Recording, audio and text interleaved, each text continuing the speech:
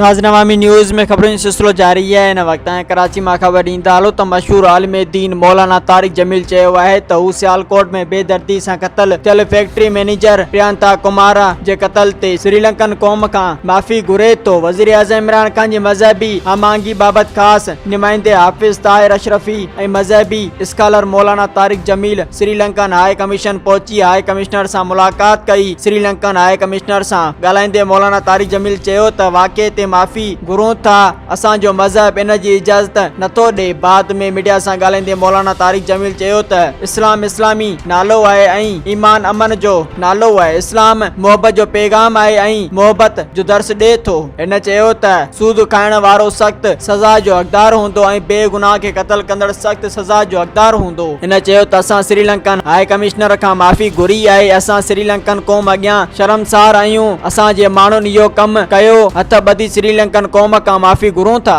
मज़ीद खबरों और तफसीलात के लिए विजिट करें हमारी वेबसाइट www.awamiNewsHD.com।